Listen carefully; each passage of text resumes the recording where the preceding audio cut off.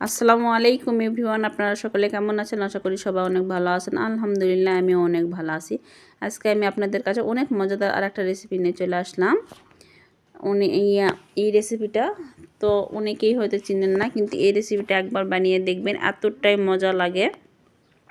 সিমের বিচি দিয়ে এই রেসিপিটা আমি রান্না করব। মানে একদম সব তরকারিকে মাছ মাংস কেউ হার মানাবে, এটার টেস্টটা এতটাই বেশি হয়।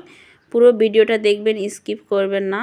এই যে দেখুন, আমি প্রথমে সিমের বিচি একদম ছিলে উপরের শক্ত অংশটা ফেলাই দিছি, ভিতরে শুধু সিমের বিচির যে মাঝিটা থাকে সেটাই নিয়ে নিয়েছি। এই বিচিটা দিয়ে আমি এই রেসিপিটা রান্না করব। আর এখানে আমি মাছের মাথা আর মাছের একটা পিস ছোট ছোট করে টুকটুক করে নিয়েছি। এই সিমের বিচিটা মাছের মাথা দিয়ে রান্না করলে বেশি ভালো লাগে। এই যে দেখুন, আমি সিমের বিচিটা একটু ভিজিয়ে রাখছিলাম, ভিজিয়ে রেখে পরিষ্কার করে নিয়েছি। আর মাছ কেটে ধুয়ে পরিষ্কার করে নিয়েছি। এটা রান্না করার জন্য পেঁয়াজ কুচি, আদা রসুন বাটা, রসুন তেজপাতা কাঁচামরিচ সব কিছু নিয়ে নিয়েছি। আর এখানে আমি প্রথমে সিমের বিচিগুলো ভাপ দিব সামান্য একটু পানি দিয়ে। এটা আমি চুলায় বসিয়ে দিব। এটা একটু ভাপ দিয়ে নিলে এটার মধ্যে থাকে যে সিমের বিচির যে এক্সট্রা গন্ধ থাকে সেটা চলে যাবে। আর এখনও অবধি আমার ভিডিওটি যারা দেখতেছেন তারা প্লিজ একটা লাইক করবেন আর সাবস্ক্রাইব করে বন্ধু হয়ে পাশেই থাকবেন। আর যেসব বন্ধুরা সাবস্ক্রাইব করে রেখেছেন তাদেরকে অসংখ্য ধন্যবাদ। এই যে দেখুন, আমি সিমের বিচিগুলো ভাপ দিয়ে নিলাম, ভাপ দিয়ে একদম ধুয়ে নিয়েছি। আমি কড়াইতে তেল দিয়ে দিলাম। এই কড়াইয়ের মধ্যে সিমের বিচি রান্না করার জন্য এখানে আমি তেলানি করে নিব। এখানে আমি দিয়ে দিলাম দারচিনি, সাদা এলাচ, কালো এলাচ ও তেজপাতা। গোটা মশলাটা দিয়ে আমি এখানে পেঁয়াজ কুচি দিলাম। পেঁয়াজ কুচিটা এখন আমি হালকা করে ভেজে নিব। এই যে দেখুন, পেঁয়াজ কুচিটা আমি সুন্দর করে ভেজে নিচ্ছি। এখানে একটু রসুন থেতো করে দেওয়ার চেষ্টা করবেন। আমি এখানে বড় হাইব্রিড রসুন দেখে রসুনটা কুচি করে নিয়েছি। কুচি করে নিয়ে এখানে এই রেসিপিটা এতটাই টেস্টি লাগে, একটু সময় ধরে কষিয়ে নিয়ে রান্না করবেন, তাহলে দেখবেন অনেক ভালো লাগে। আর আপনারা কোন জেলার আপু ভাইয়ারা এভাবে রান্না করে খান সেটাও আমাকে কমেন্টে বলে যাবেন। এই যে দেখুন, পেঁয়াজটা হালকা ভাজা হয়ে যেতে আমি সব রকম মশলা এখানে দিয়ে দিব। মশলাগুলো যেন পুড়ে না যায় সেই জন্য আমি একটু পানি দিয়ে দিলাম। এখানে আমি আদা রসুন জিরে সবগুলো বেটে নিয়েছিলাম। বাটা মশলাটা আমি দিয়ে দিলাম। বাটা মশলা দেওয়ার পরে এখানে আমি দিয়ে দিব স্বাদ মতো লবণ, দিয়ে দিব মরিচের গুঁড়া। মরিচের গুঁড়াটা কমে দিব, আমি একটু কাঁচা মরিচে দিব। দিয়ে দিলাম ধনিয়া গুঁড়া, হলুদের গুঁড়া।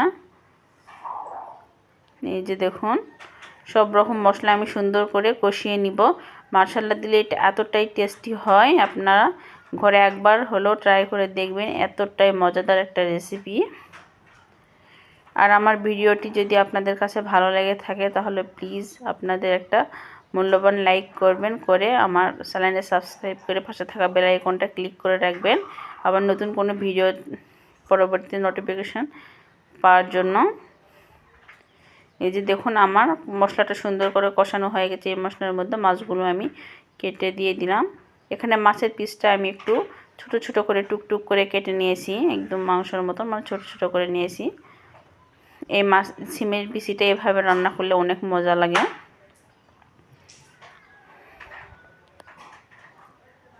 এটা সিমের বিচি তো অনেক স্বাস্থ্যের জন্য একটা ভালো খাবার, দেখবেন বাচ্চারাও অনেক পছন্দ করে আর বড়রাও তো অনেক পছন্দ করবেই।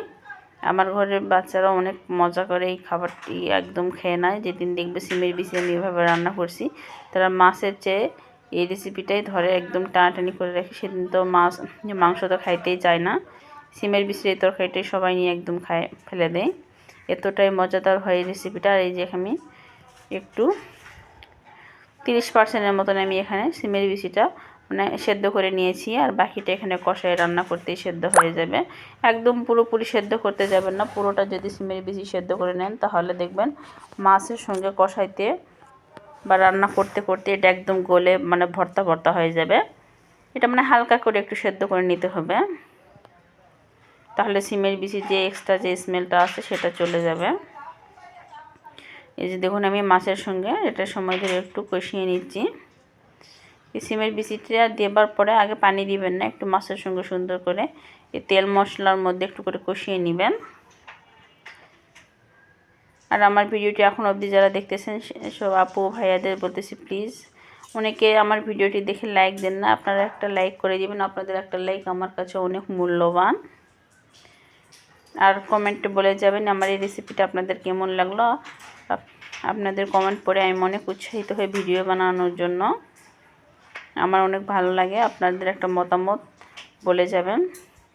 আর বন্ধু হয়ে পাশে থাকার জন্য আমার আমার ইউটিউব চ্যানেল একটা সাবস্ক্রাইব করে পাশেই থাকবেন। এই যে দেখুন মাছ ও সিমের বিচিগুলো আমি একসঙ্গে সুন্দর করে কষিয়ে নিচ্ছি। আর এখানে আমি উপর দিয়ে দিলাম কাঁচামরিচ। কাঁচামরিচটা দেওয়ার কারণে খুব সুন্দর একটা স্মেল আসবে আর অনেক টেস্টটাই চেঞ্জ হয়ে যাবে। কাঁচামরিচ, ধনিয়া পাতা বা আপনার রাঁধুনি পাতা আপনাদের ঘরে যেসব থাকবে এগুলো একটু দেওয়ার চেষ্টা করবেন। এই যে দেখুন আমি সুন্দর করে সময় ধরে কষিয়ে নিচ্ছি।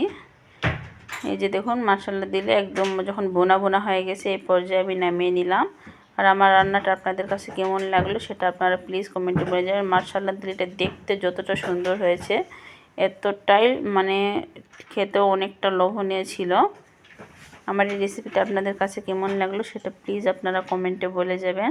আর এরকম নিত্য নতুন ভিডিও পাওয়ার জন্য আমার পাশেই থাকবেন, পাশে থাকা বেল আইকনটা ক্লিক করে দিবেন। তাহলে আমি নতুন নতুন ভিডিও ছাড়া মুহূর্তে আপনারা নোটিফিকেশন পাই চলে আসতে পারেন।